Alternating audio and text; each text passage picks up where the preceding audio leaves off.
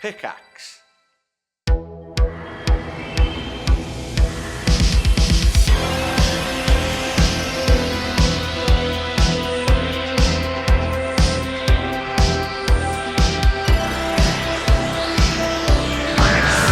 Hello, and welcome back to the Review of Death, a Doctor Who podcast, your fortnightly home for Doctor Who news and reviews. I'm Matthew Toffolo, that's Billy Garratt-John. We're talking Doctor Who stuff. How you doing, mate? Ja, das ist richtig. Ja, it's guten Tag, yeah. Guten Abend, guten Morgen, wherever you are. Indeed, yeah. You've been learning the German for the exclusive German trailer for the Doctor Who. Ja, Season 2. Das ist recht. Sprechen Sie Deutsch? Und yeah. So yeah, there's a Doctor Who trailer out from Disney Plus, dubbed in German. Full of spoilers. Doctor Who even more, full of spoilers and making Doctor Who even more comprehensible than it usually is. Yeah. I felt like I enjoyed it more in German. Yeah, because I couldn't understand anything, so it couldn't annoy me. That's true. There weren't any lines of dialogue that you're going to watch the English dub of and go, "Ugh." But look great. Yeah. As you said, it was quite spoilery. So spoiler warning here if you haven't seen the trailer. I'm sure you've all seen the trailer. And also they put it out, so whatever they put out can't really be deemed a spoiler per se.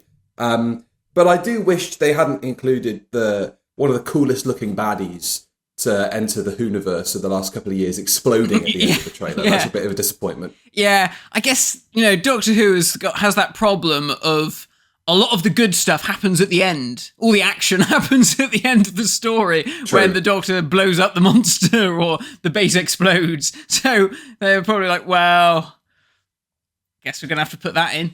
So to make it look exciting. It looks good. Yeah, it does look good. But that was it. So again, it's another positive reaction to another trailer, which is only good. Yeah.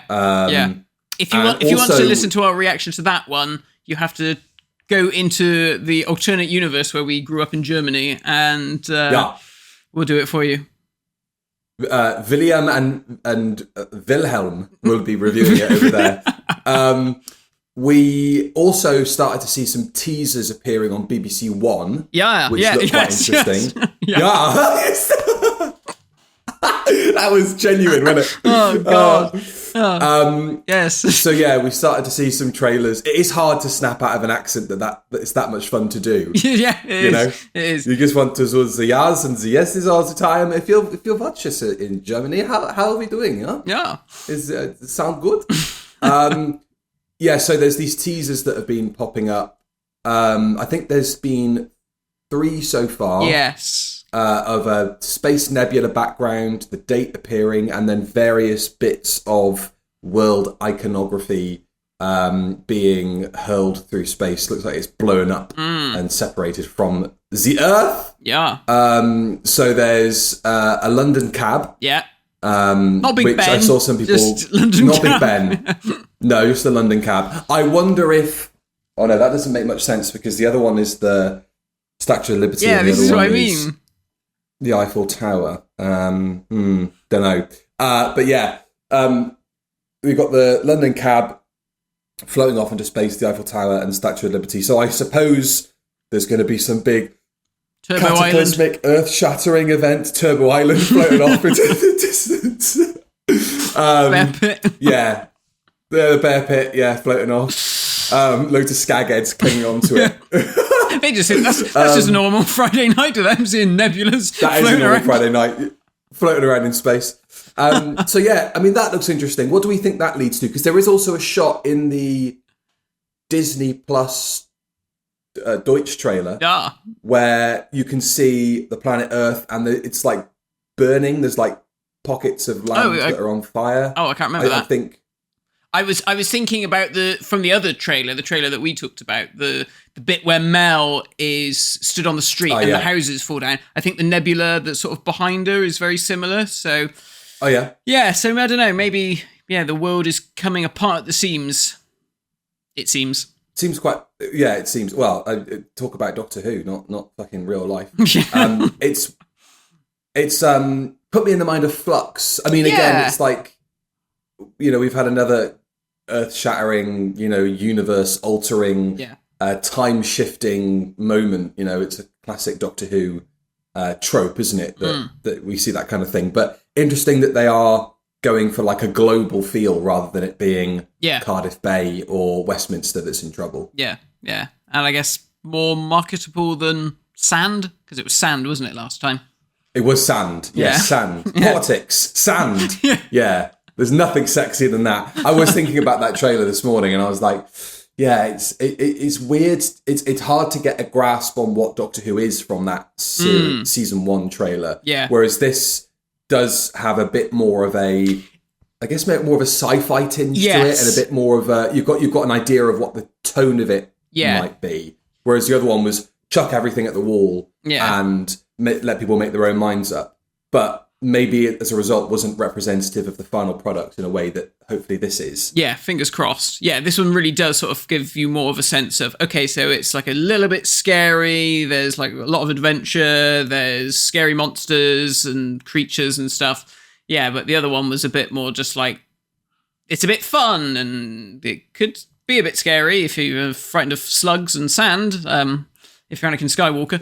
Or Dune. Or Dune, yeah. If you're Frank Herbert, that's just your jam. Slugs and sand. Slugs and sand put the shits up you. And I think that's it in terms of news. We're recording this like a week and a half out from when it goes out. Yeah. Because Matt is off to the continent. Maybe they won't let him in now. No, maybe not. No, they might tell me to fuck off. Yeah. It's all right. We're not going to Germany. No, it's all right. It's all right. Let's jump into... It's a Kinder Surprise! It's Kinder Surprise, God. This has all worked out beautifully. Yeah. Except for all the listeners on continental Europe who have all decided to tune out at this point. Yeah, they're like, fuck these guys. Ignorant Englishmen with their accents, their offensive accents. Can't be asked to learn the language. No, it can't be asked to learn the language, but we will take the mick out of your accent in a loving and affectionate way. Kinder is the third story of Peter Davison's first season, written by Christopher Bailey, directed by the late, great Peter Grimwade, first broadcast February 1982. Gosh. And it's a story that... So we're like on an anniversary, aren't we, almost? Almost, nearly there, yeah. Yeah, wow. And it deserves to be talked about in that kind of reverential term, because it's a fucking great episode of Doctor Who, and it's also, as is the way with Peter Davison stories when we come to review them, they either stay exactly where they are in my estimations because it's a Peter Davison story and I'm not that fond of the Fifth Doctor, or they rock it up. I mean, even when we watched Arc of Infinity, I think we probably took more out of that than we expected to. Particularly with certain performances. Kinder has always been on a pedestal. Yeah. And coming out of watching it for this, it stays there, in my opinion. Good. I'd have been very upset if you'd have said, it's pretty shit. I've always loved this story. And it always amazes me, like, reading articles and hearing that when it went out, people weren't very keen on it. It was sort of a bit derided, wasn't it? It was certainly thought of as possibly being the weakest story of the season. I can't remember what poll it was, but there was a season poll, and this came lower than Time Flight. God, can you imagine? Can you imagine thinking this is worse than Time Flight? That is insanity. Yeah, Umba lumba lum. Umba lumba lum. There's obviously, I don't know if how much people know about it unless they've watched the quite good behind the scenes of this episode. Yeah. There's an interesting kind of pre-production history of this, because this is written by first-time Doctor Who writer, and he would only go on to write one script, which is, of course, a sequel to this story, Snake Dance. Christopher Bailey had a background in theatre and seems to have not had the best time, creatively speaking, writing this episode. Yeah. First and foremost, because it went through 3 different script editors, which, is usually a recipe for disaster when it comes to a Doctor Who story, because the script editor is kind of the final say creatively. Maybe not so much these days. It feels like that is kind of left up to the execs more than the script editors. Yeah. But it went through initially Christopher Bidmead, because the script came through during the production of season 18. Yeah. Who was obviously keen to push the show in a different direction. And this certainly feels like it. Yeah. Absolutely. Kinder sort of feels like part of that mission statement. Anthony Root, who was only there for like 3 months, but also loved it and got it completely. And then Eric Saywood comes along and goes, I don't understand what the fuck this is about, and it's not going to be very clear to audiences, is it? So let's change the script and not consult Christopher Bailey, which he seemed to be quite upset about. Yeah. And understandably he wasn't used to the... Understandably so. He wasn't used to the sort of constraints that a show like this is made under, where he said it was something like, it was like being milked for your work, and then somebody else goes off with the pail or whatever. You know? Right. He didn't quite understand the pressures, the time pressures, the money pressures, where you don't really have time to keep a script baking in the oven for that long. It just needs to get into production as quickly as possible. And so as a result, he wasn't particularly happy with the way that things came out. But I have to say, the core of what he's going for here is still there. Yeah. And that core makes it unique in this period Doctor Who. And I think, really, there hasn't been too many more cerebral stories than this, have there? No, not really. And I was going to say, I think that's part of the reason why this story works so well and why it's so successful, is the fact that you don't really 100% know what it's all about. It keeps you guessing. It's not clear cut. Here is your alien invader, and they're going to take over the planet. We've got to stop them. That's it. There's deeper levels to it than that, and I think that's what makes it interesting, and probably that's what put off Doctor Who fans at the time, was maybe they were like, oh, hang on, I'm not used to something like this, especially when it's sandwiched between, what is it sandwiched between, what comes before this one? Doomsday. Force of Doomsday, Christ. Force of Doomsday and The Visitation. The Visitation. Yeah. The Visitation, also great. I love The Visitation. But that is more of your sort of standard sort of Doctor Who romp, isn't it? Where it's like back in history, some alien meddling, fine. But this goes for a very different track. And it's just the performances, all the characters are brilliant. All the characters are superb. It's got such a good supporting cast, not just as the characters are written, but like I said, the actors playing them. The guy who plays Hindle, who for years Simon Rouse did not realise was in the bill until I saw him on that making of documentary. There are a lot of people in the bill in this. Yeah, it seems like if you met the Mara, you were on the bill for the rest of your life. That is a fate worse than being possessed by an evil snake creature. But yeah, superb. Absolutely amazing. He's so good. The way that he just goes completely for it. I think with a performance like that, where you've got this guy who's obviously wound up so tight, he's ready to snap. Yeah. And that when he does snap, I guess, you run the risk of, is this going to be a bit cheesy? But no, he's brilliant. He just does it super well. The way that they sort of infantilize him is really, really clever, especially the relationship that he has with, what's his name? I want to say Todd. It's not Todd. That's Sanders. The lady. Sanders, yeah. But the actor's name is the actor's name Todd? Richard Todd. Richard Todd, but yeah, Todd is the lady.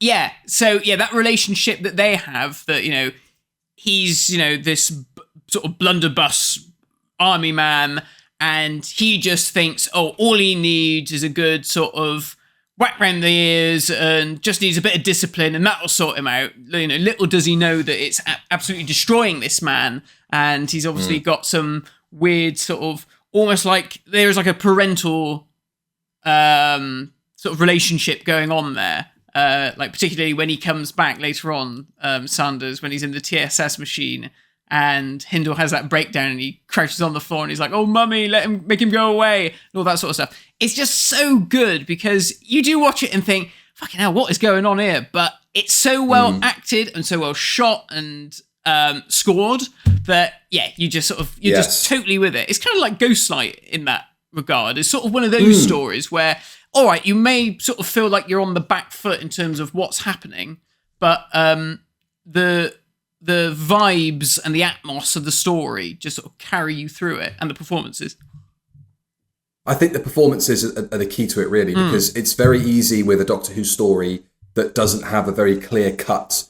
Even villain, really, because the Mara only appears in its like monster of the week form right at the very end when it's offed. But if this, and especially, I hate to rag on this era, but you can tell if the cast are kind of like not sure about the script, or there's a slight hesitancy in the dialogue, I think, with certain stories that just they're not getting. And I'm sure that it was the same thing like Ghostlight had, where every member of the production is just going, I haven't got a fucking clue what this is about. But they do get swept up in it. And some of the dialogue is fantastic. And obviously, if you had somebody that wasn't committing to the bit as much as Simon Rouse is to Hindle, or even Saunders, he has got quite an arc. I mean, all of the characters go through some sort of growth and development in the story, maybe except for Todd, because she kind of becomes the surrogate second companion in a story that already has 3 companions technically on the books. We'll get to that. But who are kind of absent for large parts of the story. It's really a Fifth Doctor and Adric story with Tegan sort of stapled onto the edge of the scene. But everybody goes through a sort of a sense of development and growth in the episode. I think if you weren't swept up in the atmosphere and the vibes, I think you'd probably look at Hindle's justification for why he's behaving the way he is, being growth and plants outside, as being like, that's a bit naff. I'm not getting a handle on that. As a convincing reason. But then at the same time, from the first scene, Sanders comes in and scares the shit out of him with that mask. And it's almost like you could read into it that his mental break sort of starts there, because he's so... there's not much built upon beyond that cabin fever that he feels there in the moment. But he's clearly struggling. And because Sanders has that stiff upper lip mentality and he's sort of blind to the fact that this guy is having a mental breakdown. Everybody seems to, except for the Doctor, although Neris sort of suspects that there's something up with him.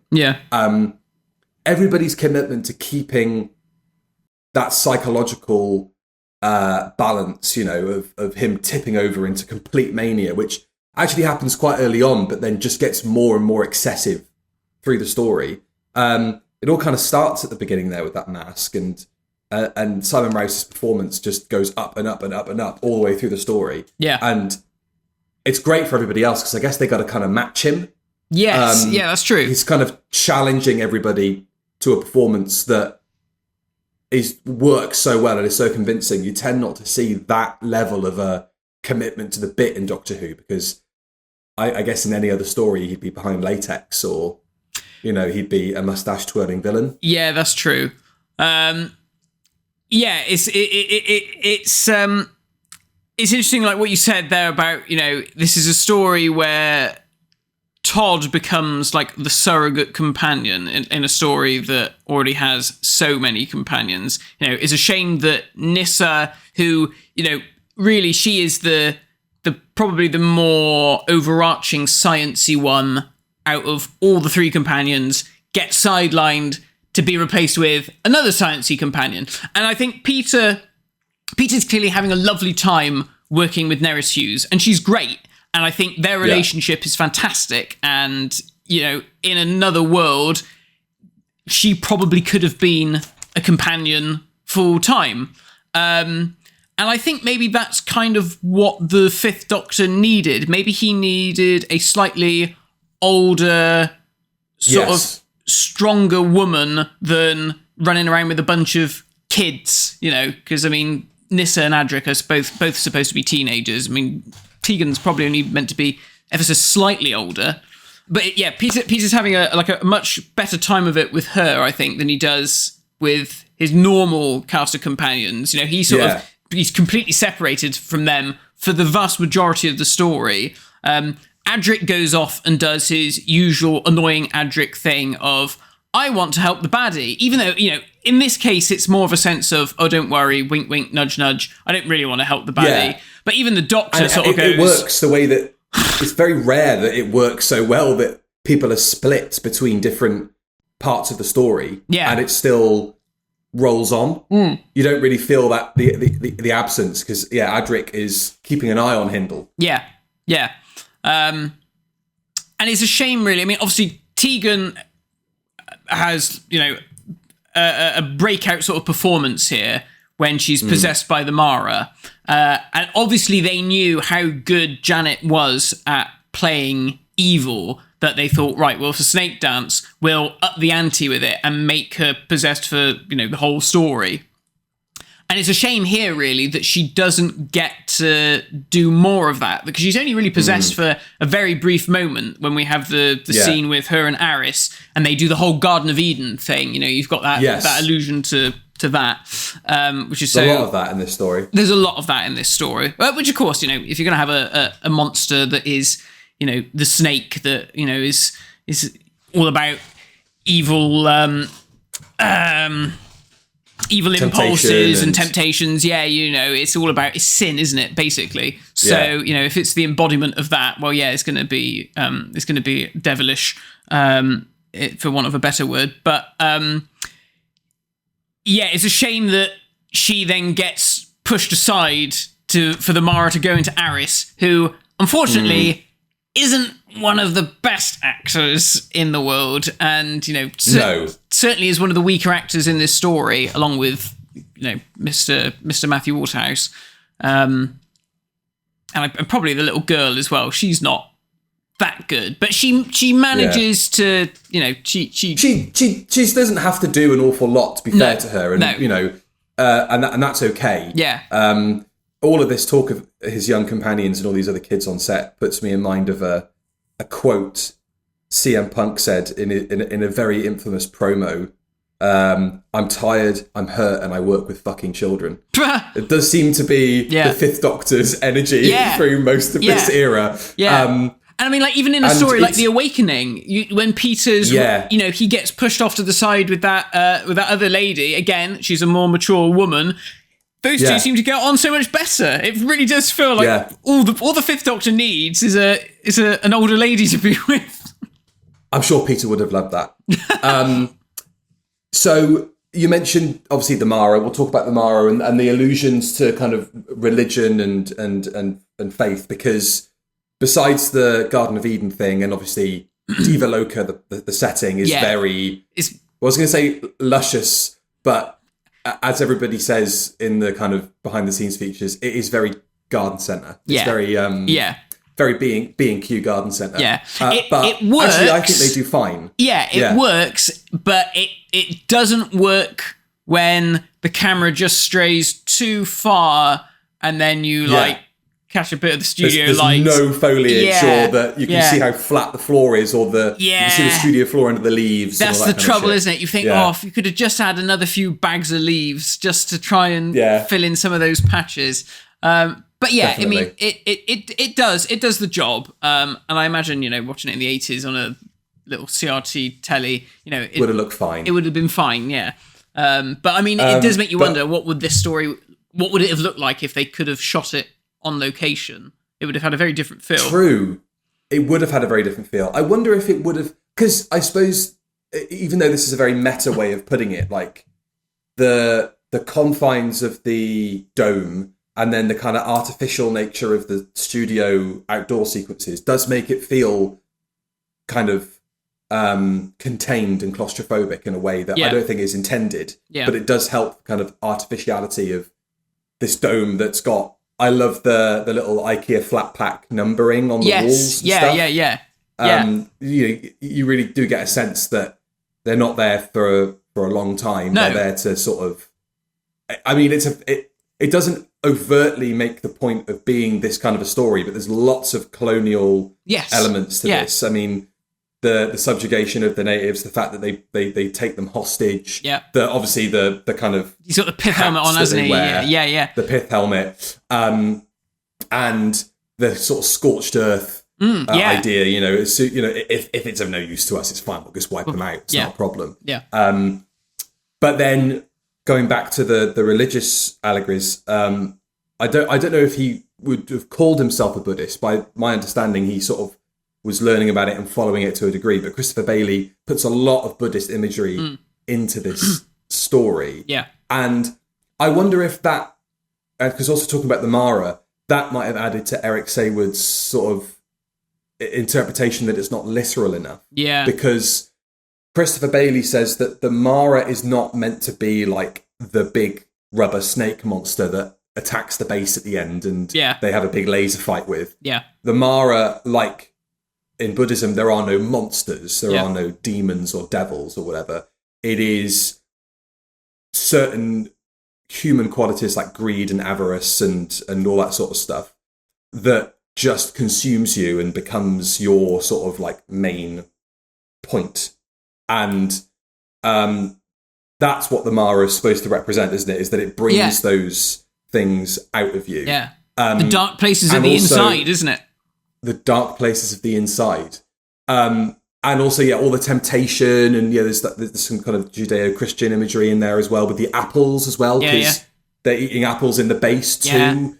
And the Kinder don't seem to have a kind of religious structure. They work on sort of spiritualism and telepathy.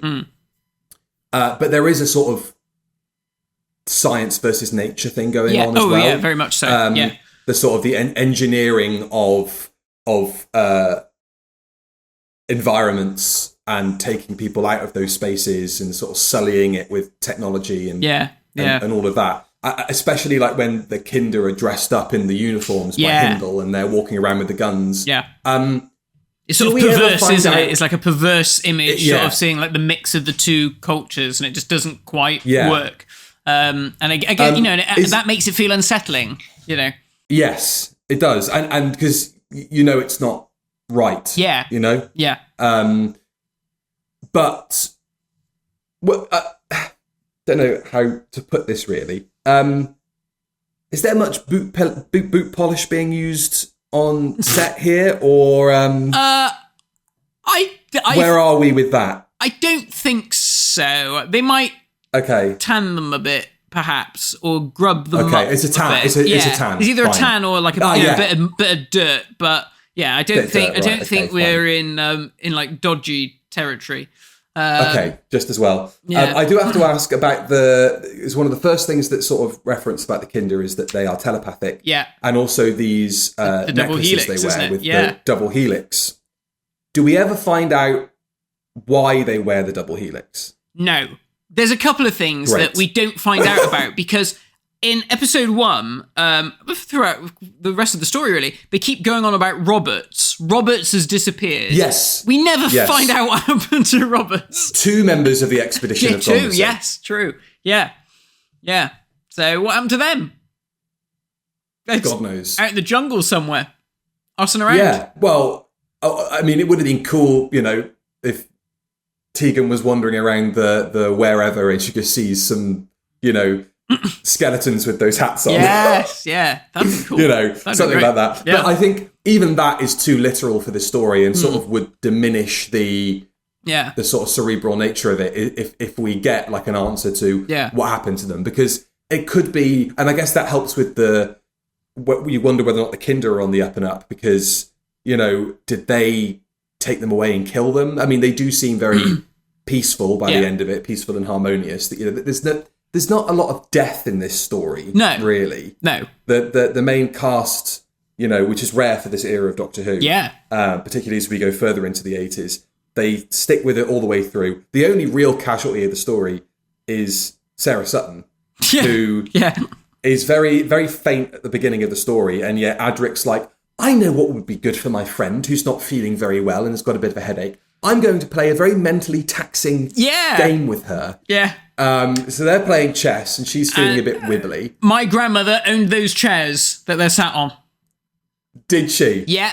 Yeah. And when we cleared out my uncle's flat, he had one of them, and we were like, holy shit.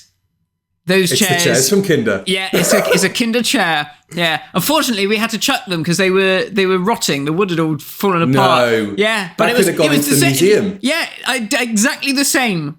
Same green as well. It was uncanny. I was very disappointed. Fabulous. I was like, oh yeah, we could have had to, Kinder table. Next time that you go to a Doctor Who convention, take it to Janet or Peter's table and go, do you remember these chairs? Sarah Sutton, do you remember sitting on this for about 5 minutes at the start of Kinder? So she had a contract dispute. Right. Or at the very least, her contract hadn't been renewed, because obviously she joins the cast like midway through or towards the end of the previous season. Yeah. So it's not like, you get the negotiations done in the break between the seasons if you started from story one. So yeah, there were contract negotiations going on, and I guess fair enough on J&T's behalf. He probably thought, if there's no guarantee that she's going to re-sign, if we put her in the TARDIS for a bit, if we K9 also her. I guess if we K9 her, we give her the chameleon treatment. I guess it also helps something I'm sure they all started to realise at this point, which was that number of companions is not sustainable. Yeah. Really. Because you've got, it is to a degree, because you give more people more things to do. Yeah. But equally, it does Scooby-Dooify the whole thing up, that everybody splits off into their own units and gets on with the story and then comes together and they put the pieces together and go, it's Mr. Henderson that's the bad guy or whatever. Yeah. It does feel very Mystery Machine. Yeah.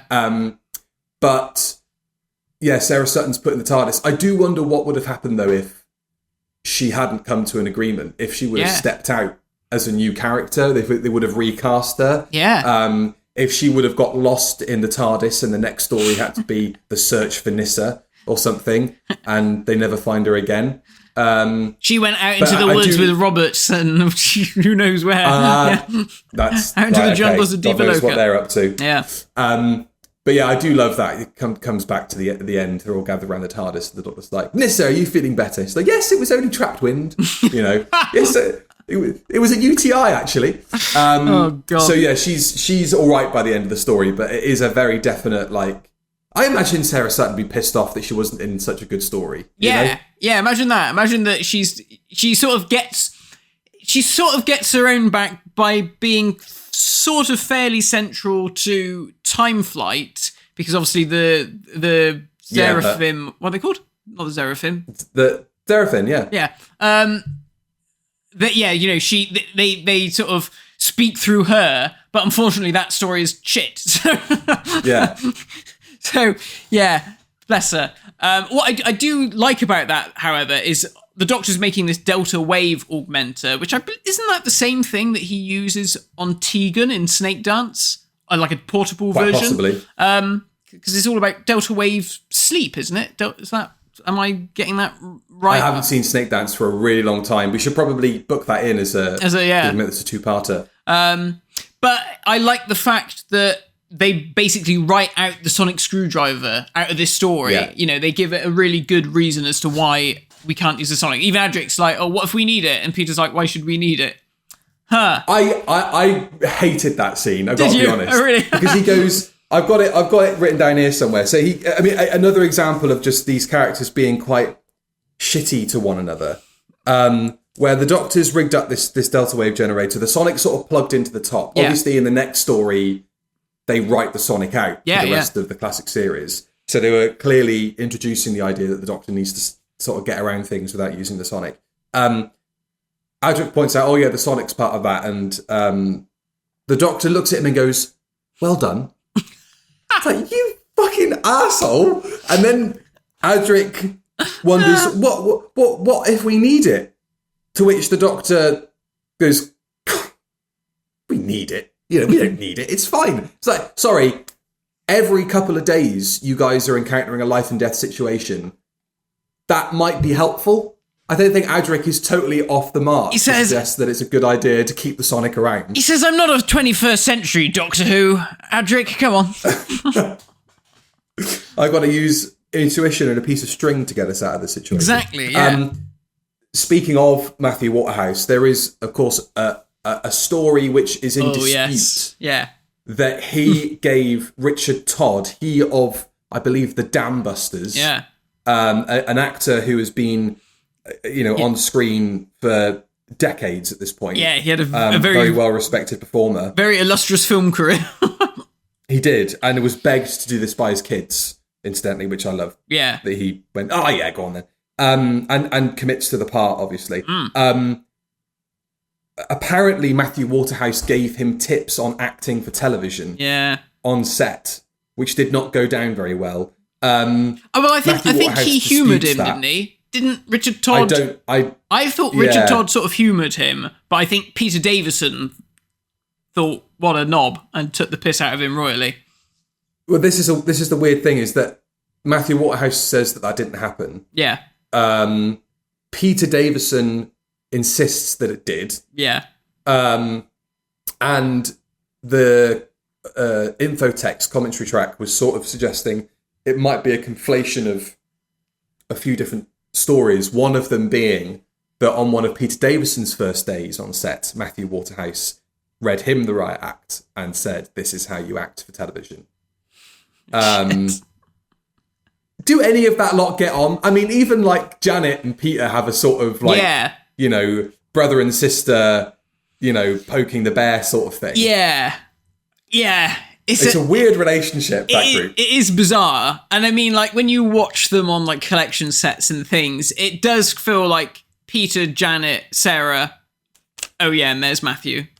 Bless him. Yeah, but they little brother him. They do, don't they? Like, yeah. Still to this day. Yeah. Which must be quite difficult for him, but at the same time, if you're going to do something as silly as that on set and give somebody acting tips, not fucking surprised that people are going to turn around to you and go, shut up, you little weirdo. Yeah. What are you talking about? Shame that's not on the collection set in the studio footage. Could you imagine? Fuck, that would be amazing.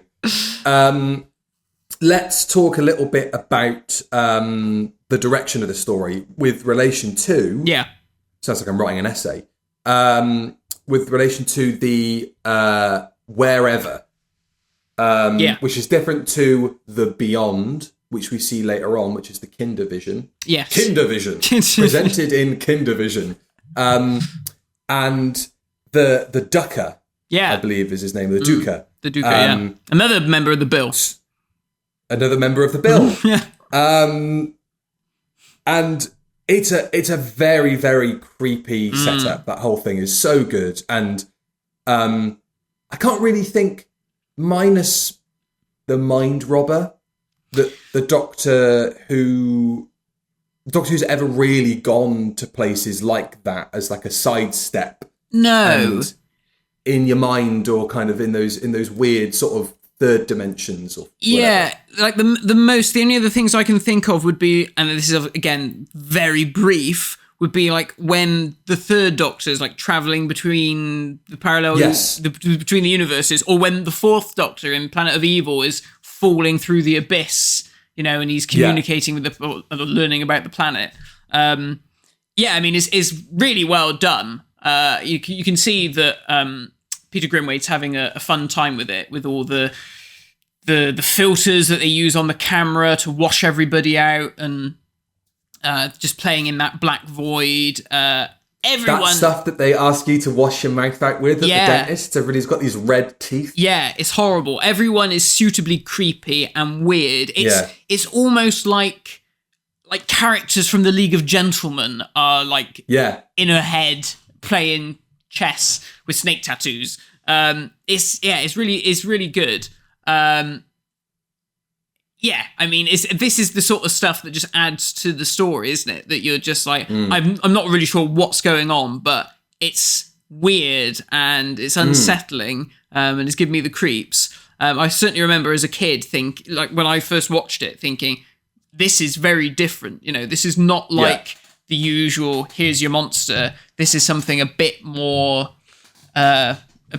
internal. There is a weird sort of Lynchian dream logic to it, though, even though maybe it's down to the staging and the staging not quite communicating it. But the Ducker and the two Edwardian dressed characters playing chess are apparently supposed to be like inversions of the Fifth Doctor, Nyssa and Adric. Right. Because, of course, Nyssa and Adric are playing chess at the beginning. Yeah. And also, they call it the caravan, I think, in the script, but that metal structure that Tegan and is that meant to be the TARDIS? It's supposed to be an evil, like, Silent Hill TARDIS, like the kind of underworld version of it. Oh, interesting. In at least in the proportions, apparently the intention was to make it look like an evil netherworld TARDIS. Cool. So that's a cool illusion. And again, like, I don't need that written down, Eric, on the script to say, well, what if we put a blue flashing light on the top? Oh, wait, if it's evil, what if we make it a red flashing light or whatever? To make it more obvious that it's a fucking TARDIS. It is David Lynch dream logic of just like, go with it. It sort of makes sense in a cerebral way. If you analyze it, you can find those nuggets like they might be an inversion of what she's just come from. But yeah, all the imagery in that is fantastic. Like the double Tegans, the like hundreds of Tegans that appear in front of her. Yeah. And it's really well done on like an 80s TV studio budget, all you need is a black cloth and to turn the brightness up a little bit, and Peter Howell, rubbing his forehead across a fucking synth, But the music is amazing in this story. There's so many, weird discordant sort of like notes and shrieky tones, but then there's also some really beautiful melodic sequences in it as well. It's kind of, I think I read in the info text, it's supposed to be like the evil of the Mara and the Dukkha fighting the sort of serenity of the Kinder, and the soundtrack is a sort of clash of both of those two sounds. So it's like everybody's on board with what this story's doing, and everybody's trying to kind of bring the undertones of it out. Yeah. And very much so. It works, Yeah, very much so. And it's sort of iconic enough that when they do Snake Dance, they're like, well, do that again, bring back those shrill shrieks, to signify the theme of the Mara and stuff like that. It's really great. And then even later on, when they go on to do the other stuff with the Kinder tribe, and we start getting the visions of, is it the future? Is it the past? It's sort of both, isn't it? That's the idea, is that, history repeats itself. The wheel turns, and, once the civilization rises, it will fall, and then another one will come and take its place.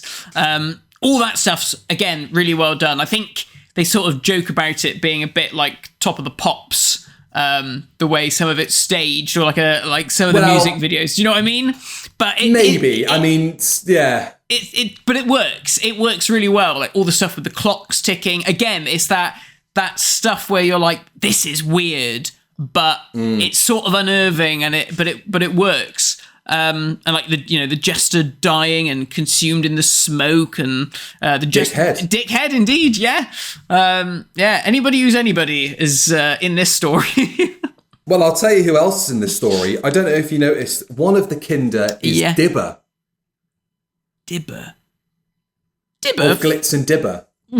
Yes! Oh my god, yes it is! Holy shit!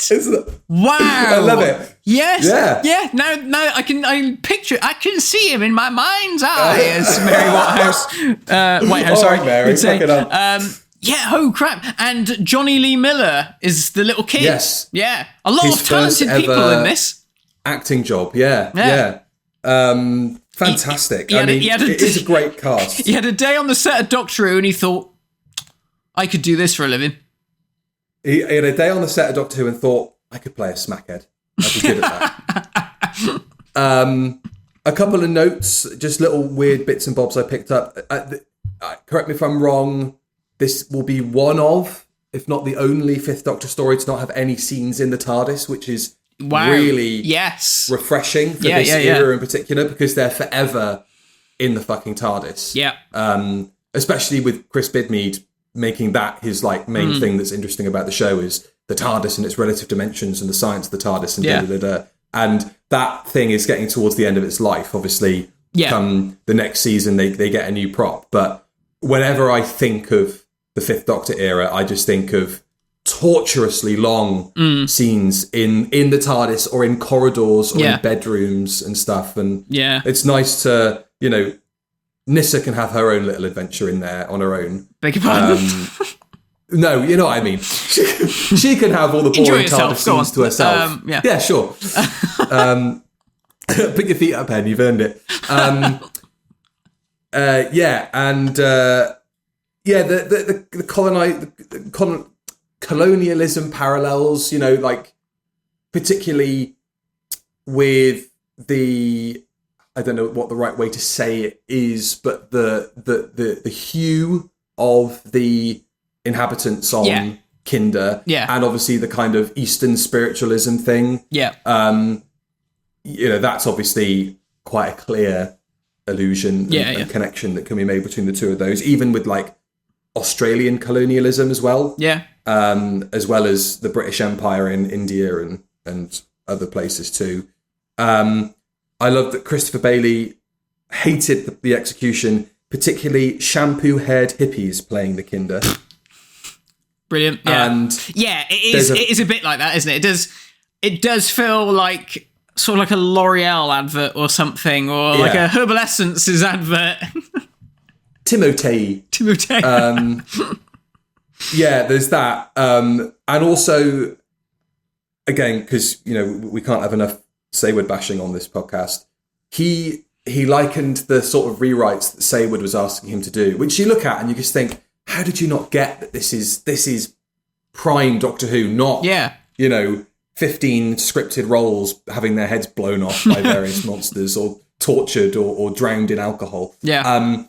He said he likened it to if Chris Bailey had submitted Little Red Riding Hood, and then in the rewrite, Eric Saward spent most of his time explaining how the wolf becomes the grandmother. Right, I see. Yeah, you know, like super like obvious. Like we don't need to know that. You know, it's fine. And it's funny. He definitely does have a bit of a bee in his bonnet about this, Saward, because when he's interviewed for the behind the scenes, he is basically saying there's a difference between keeping stuff back from your audience and your script just not working. Right. It's like, oh, fucking hell. Right. Christ alive. Go and write another fucking Target book. Oh, Christ, it's knowing that Saward was so against it, it's kind of remarkable that they commissioned a sequel, really. Well, and also the fan reaction, I suppose, as well. But then maybe they look at it as, well, we'll give if Janet Fielding wants more challenging material, then we'll return to what worked so well previously. We haven't talked about the old woman. No. Anita. Who's great. Yeah. Anita. She is amazing. Fantastic. Yeah. Brilliant. Absolutely brilliant. And her relationship with the Fifth Doctor, so good. You know, are you an idiot and all that sort of stuff. And Peter plays it so well, that sort of humble, okay, I'll let you I'll go with this. Yeah. She's fantastic. She's ever so good. And sort of just tying into this ever so slightly, the cliffhangers for this story. Oh, so good. So good. So good. It's just that one of her, end of episode 3, Doctor, I think she's dead. Yeah, it's just another one of those things. You're like, what is happening? And then the little girl, and she's like, idiot, I'm her. And you're like, what? Okay. What's going on? I have to say, I do like, I love all the cliffhangers. Obviously, you've got the first one. Is the first one don't open the box, or is that the second? That's the second one. First one is you forget I'm in command. I have the power of life and death over all of you. which is great. Yeah. And Peter's face of like, oh Christ. Yeah, because he's obviously said he's on the verge of a nervous breakdown at that point. Yeah. And he has that wonderful scene, doesn't he, where he tears up the laboratory, which I'm sure was absolutely so therapeutic to film, to just smash the place up. I bet it was. Yeah, but again, it's like that kid having a temper tantrum, isn't it? And, and then he sort of tries to compose himself. Because it's Nerys that's just talked down to him as well. Yes, yeah. So there's definitely like a kind of older sister, mother, I'm pissed off at you kind of thing going on. Yeah. But I was going to say that third cliffhanger, I don't know if it's Nerys Hughes' delivery of it, which is obviously great, but, I think she's dead. And then just the shot of this old woman petrified. Yeah. There is something creepy about that, but I almost wish that the cliffhanger had been the last shot of the vision that they have when they look over the cliff. Yeah. Where you see the old woman and then it kind of, the screen whites out. Yeah. That's cool. Because that's even more like, what the fuck is going on? Yeah, because that's scary, isn't it? That's one of the nice things about this sort of era of Doctor Who, is like the effects can be so weird that in itself is just like, that's kind of creepy. Like the zoom into Tegan's eye is like a big one. That's like a, obviously a well rehearsed shot for the Quantel paint box. Yeah, and like even the stuff when they're, like you said, when they're looking over the cliff, when the sky starts to change, this is, it's fairly sophisticated for a, BBC TV studio. And it works so well. And I guess, in a way, the knowing artifice of the product kind of sort of adds to it. It adds to the sort of theatricality of everything that they're seeing and stuff. It feels like they're watching a performance, with the tumbling and all that sort of stuff. Really, really cracking cliffhangers. And like I said, episode 2, the don't open the box or I'll have you shot, and then it opens and she screams.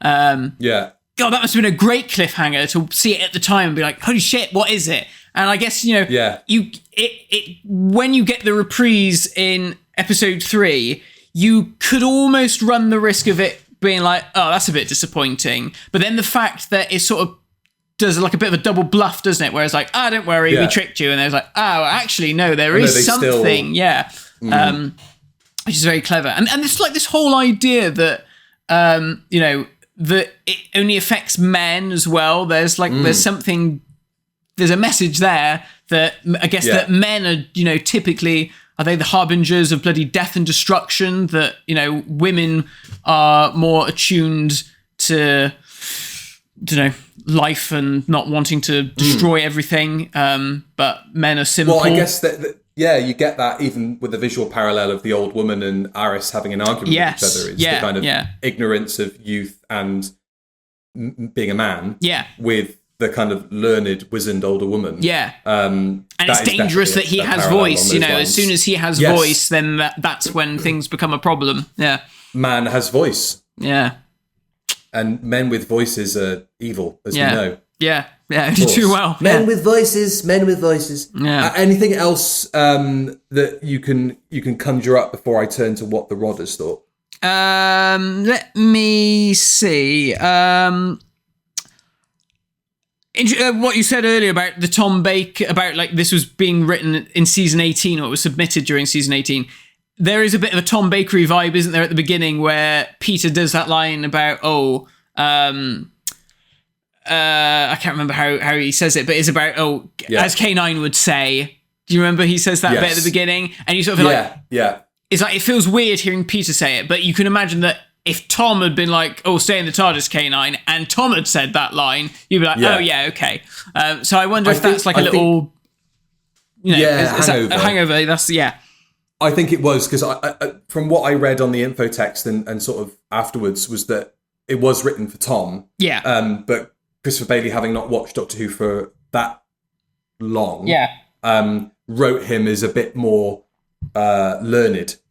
And a bit more of a sage. Right. But obviously that changes. But I think Peter, he's really good. It's definitely one of Peter's strongest performances. Oh, for sure. Because he's still got a youthful floatiness to him. Like even but then there's a playful element to him, which I think sort of ebbs away, maybe as his enthusiasm ebbs. Yes. I think that all the stuff with Adric in the cell with choosing the coin, the coin and stuff. You know, there is a genuine lightness to him, which I think doesn't purvey all the way through his tenure on the program. But then you also still get the brevity. Yeah. There's levity and brevity in his performance, and he strikes a really nice balance, because that's what playing the Doctor is about, is being able to be the kind of heavy sage in a young man's body, or whatever the Doctor's embodying at that time, while also being bright-eyed and bushy-tailed. And I think sometimes the balance kind of goes one way or the other with Peter. Yeah. But here it's nailed on, and it's fantastic, his performance. Yeah, he's very good at telling you what you as an audience should be feeling in that moment. So like I said, like at the end of episode 1, you know, when Hindle first snaps, and we have that shot of his face, and is very much oh crap, we're in trouble. Yeah, he's very good at sort of getting that across. Whereas I feel like Tom was good at it as well, but I think Tom obviously had more of a flippancy to, particularly latterly, to that sort of thing. No, I really enjoy Peter in this story. He's really good. The only other thing that I was going to mention, the TSS. Now, that's a cool prop. Oh, yes. I think that's really great. Yeah. It looks good. It works really well. At the end, obviously, the Kinder build Aris his own TSS. Their own mech. Out of twigs. My favourite bit is when Adric nearly kills Aris when he's, going, help me, get me out of here, like a whiny little bitch. And he shoots Aris, and Aris falls over into the plant pots, and his TSS twigs are on fire. And if you watch it carefully, you can see the actor playing Aris is like going like this and looking down at the flame, slowly creeping up, thinking, am I going to spontaneously combust? Fucking hell, I love it. I love that touch of the Kinder building their own wooden mech. I think that's really, really cool. And I guess, again, it's that thing, isn't it, of like, if the balance is left unchecked, they could end up just as bad as, these because they're just replicating the threat to them back at them. They're just reflecting it. We have missed quite an important part of this discussion out. Yeah. And I think it's probably only right that we leave it till the end. Right. Because when I clicked on this episode, I wasn't sure which version I was going to get. Yes. And it turns out I got the CGI replacement Mara version. Yeah. Which is amazing. I think is still one of the best CGI replacements Doctor Who's ever done. Oh, for sure.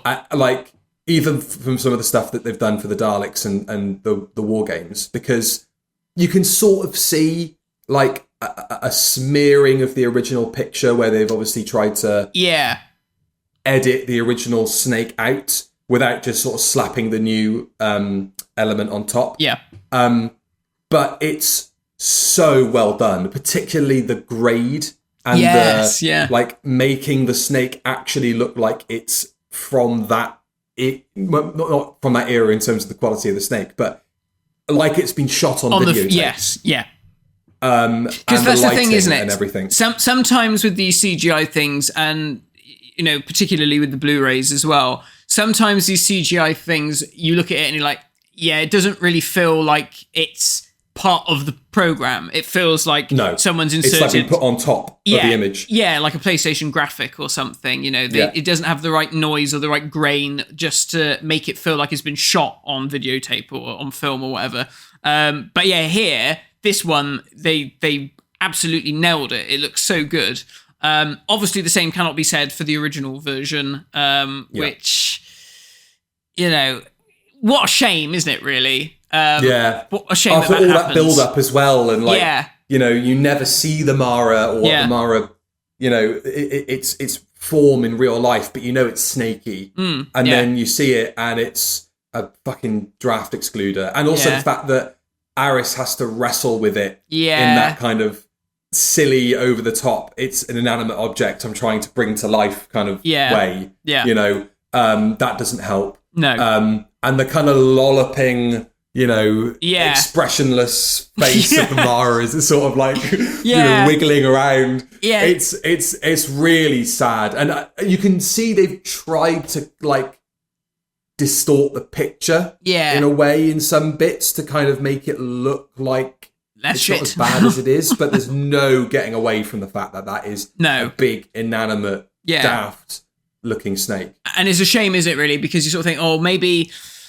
if they'd have done something else and not showed it and just like showed a POV shot of it like through the eyes of the Mara, like looking down on them, might have worked better. Or like keep it to like the trunk of the snake or something. Yeah. Like shooting across and lots of fast cuts and jaws it, so you kind of you never quite get a glimpse of it, or you get a glimpse through the solar slats or something. Or like a reflection in the mirror or something.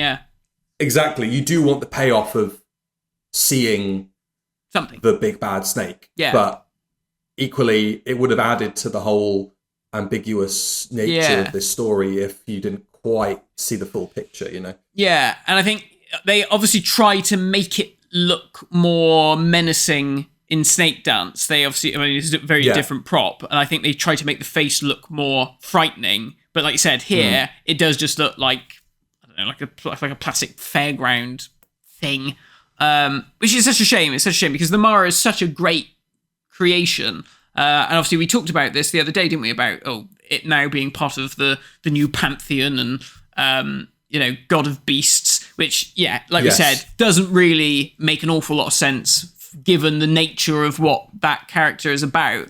But I actually, at the same time as watching this, I listened to the Mara's most recent appearance on Big Finish with Paul McGann. And it's a good box set, that one, with Charlie and Audacity. And I, being a big fan of both Kinder and Snake Dance, I was really excited to see what they were going to do with the Mara, especially with a different Doctor, because obviously we kind of think of Mara as like very much a Fifth Doctor monster. And it was kind of similar, Charlie Pollard gets possessed by the Mara, and she's really good, actually. India Fisher does a very good job of doing that whole possession thing. And it's a really clever setup. It's like a space station where people are asleep, and the Mara has invaded the dreams of these people that are like in these sleep pods. Really clever. Unfortunately, the writers completely missed the premise of what the Mara actually is. And it's such a shame because they do a really good job. Whoever's doing the sound design and the music really tries to emulate the Peter Howell style with the same little shrieks and stuff. And when we have like scenes in Charlie's head in the dark places of the inside, they try to sort of mimic that landscape, that soundscape. Really, really good. But unfortunately, the writers just completely missed the point of the Mara by saying that the Mara actually is, I think they confused it with the Fendaline, because they're like, oh, it's a Gestalt entity, and there are like little baby Maras, and they grow up to big Maras, but they're all connected. And I was listening to it, I was like, no, that's not it.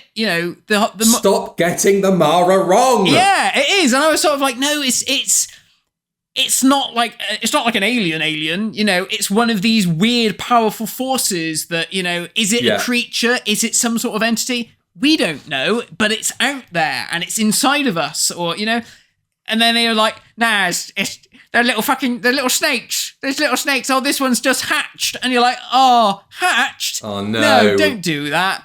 So, maybe the Mara is best left to Christopher Bailey in the 80s.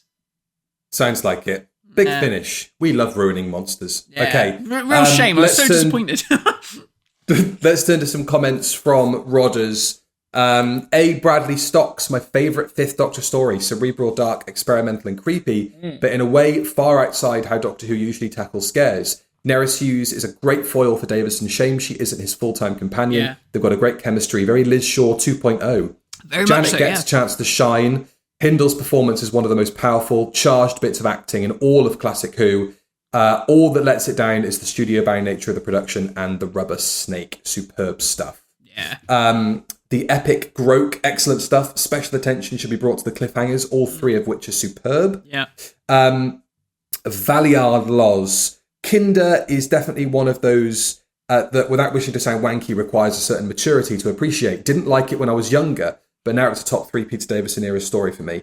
Very thoughtful, very sinister. I think if nostalgia wasn't part of the equation and I watched both the first time today, I'd even prefer it to Earthshock, which is interesting. Yeah. Particularly, I was going to mention this earlier with Peter Grimwade's contribution to not just this story, but this whole season. Yeah. He directs 2 stories and writes a story. He's very much part of the makeup for... Yeah, but... Yeah, like this and Earthshock on your CV as a director. Yeah. I mean, yeah, we probably Tipex the writing credit out for this year. But what a run, really. Really good. Fantastic work. I love season 19. I got to say, I'm a big fan of season 19. I mean, I like season 18 as well, and I think 19 sort of follows on really well. Yeah, you have you only really have 2 duds in the shape of Four to Doomsday and Time Flight. Four to Doomsday, when I last watched it, I didn't mind it as much. But this season has a bit of everything. You know, you have your like Cast Revolver, which is a bit more sciencey, wyancy, and you're a bit, you know, it's very Bidmead. Then you have Four to Doomsday, which is crap. Then you have this, which is, you know, so completely different than anything that Doctor Who has done before. Then you go back to like the Visitation, and you've got something that is a bit more sort of bread and butter Doctor Who, alien invading history. You'll have your Who Done It, which again, a bit different, but it's good fun. And then you have your all-out action, you know, 80s action movie in the form of Earthshock. And then of course you have Time Flight, which is a shame. But yeah, so I think season 19 is really strong. It sort of does something different every story. Doesn't always work, but when it does work, it works really well. I agree. Ben Lindsay 3000, mentally preparing myself for the inevitable Davison slander from Billy. I think I was all right today. You were very good today. You were a good boy. Thank you. I'm not going to get hit by Annie. And Joseph John, always an enjoyable story, but nothing groundbreaking from Davison's era. It's a Sunday afternoon kind of episode. Wow. Gosh. He very, very thoughtful Sunday afternoons at their household. Yeah, deep and cerebral Sunday roasts around Joseph John's house. And a couple more comments. This is from Blue Sky. Sean K. One of the few classic stories I've still not watched. Good excuse to check it out before the review drops. SD Sheep. I've always heard how much the Kinder itself was a part of the story, and with Tegan in particular, but she was hardly under its control in the first series. I do enjoy the other performances. Yeah. Plus everything inside the colonial base is fantastic, and some of those sets really stick with me. Yeah. And LL Cliff J. Kind of hate the snake ones. I know, I've tried. Well, you know, you can only try and watch the Doctor Who's you're scared of, and you've done a very good job there to get through Kinder with us. Yeah. Good chat about that, actually, because it's one that always comes up to the top of people's lists, but one I think that is overlooked because maybe it's in season 19 and because you've got your Earthshock in there, and it's sandwiched between...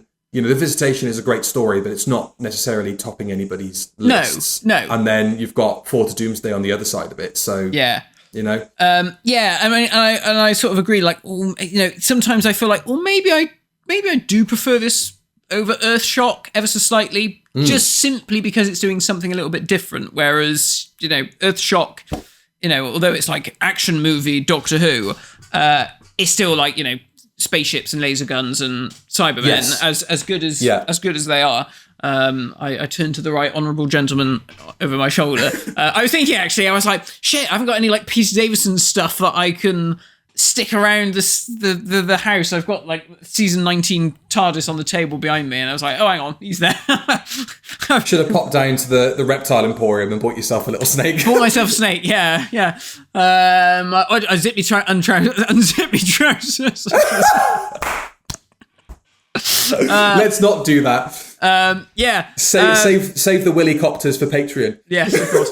And there was something else that just dawned on me. Episode 4 suffers from a bit of padding, doesn't it? Episode 4. There are those sequences with Adric and Tegan where they're having those conversations in the corridor, and they were shot laterally, weren't they?